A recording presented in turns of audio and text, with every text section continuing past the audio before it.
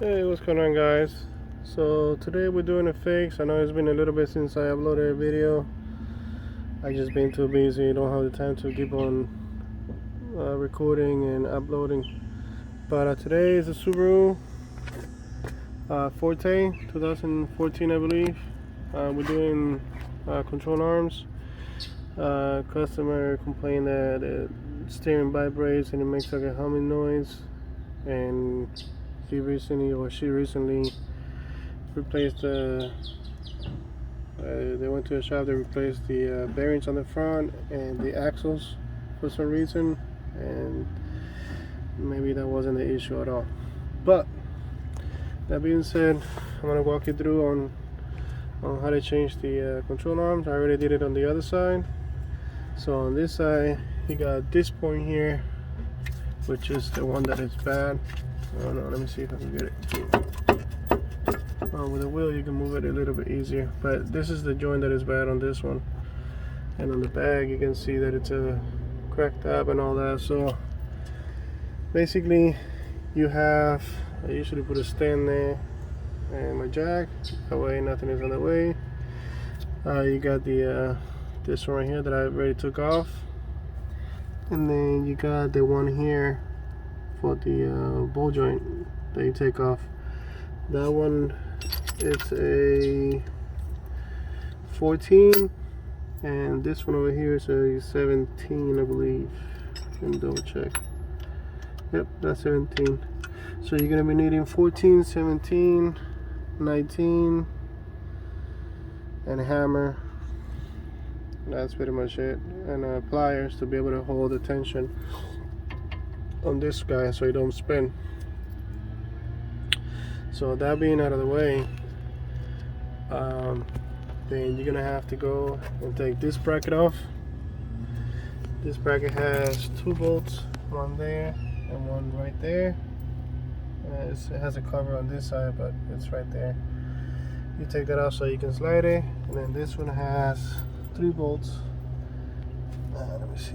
Yep, they're right here. 1, 2, and then the nut for this pin here.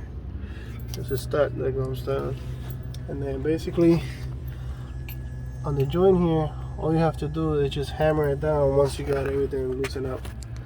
So I'm gonna get those things off, and I'm gonna show you guys how to finish up. So I'll keep you posted in a second. Alright guys, so I'm gonna show you guys here something different. So you got 2 bolts here and the nut for this guy, but then this plastic here has 3 screws that holds it to the bracket that goes from here to there. So it has one here on this bracket here, has one here on the middle of the bracket, and then there's another one over here. You release it and it has a plastic clip right here, so you can move that out of the way, and then you can get to this bolt here. And then after that, you already have this bolt taken out. You have this one taken out. You gotta take the tension out of the sway bar link, and then basically I spray some baby blaster there so you can hammer it and it will fall right off. So let me do that. Let me get that tension out so that we can hammer this thing out and put the new one in. I'll keep you posted. Alright guys, so just like that, I got it out. So what you're gonna do is, this thing, see kind of rusted it is, you put some PV blaster on it, and then when it's hanging, it's gonna hang like that, and then you just beat on the hammer right here, and then that's gonna let go. Then you see you just gotta move this guy out of the way. Now you're gonna put the new one in, and then that should be pretty much it. So let me grab the new one and keep you posted. Hold on. Alright, so backwards, what you want to do is you want to put this guy in first, put the stud on it, and then guide the other ones. That way you're not going backwards. Alright, let me put that in and then I'll show you guys.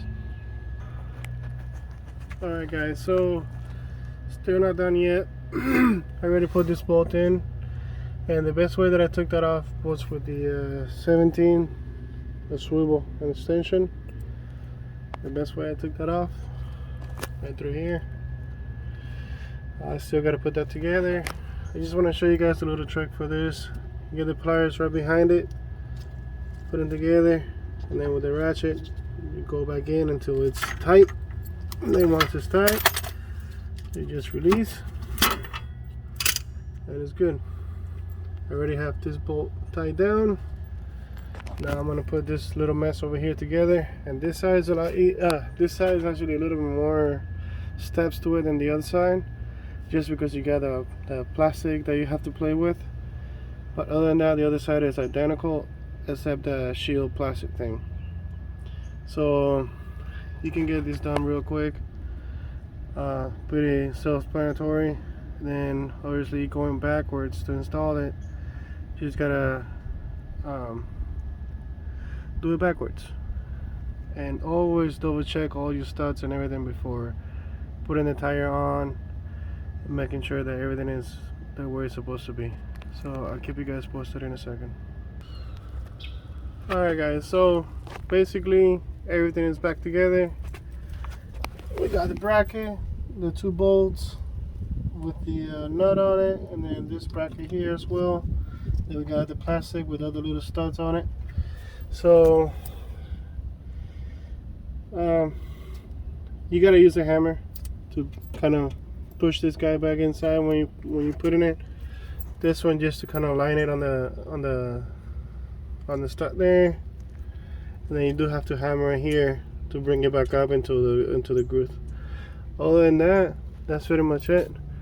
So she's done. Now you just gotta raise it up, get the stand off, put the tire back on, and take it for a spin. But there shouldn't be any more issues. Alright, like always, share, like, subscribe, and see you guys on the next one. It helps me help you. Alright, later guys.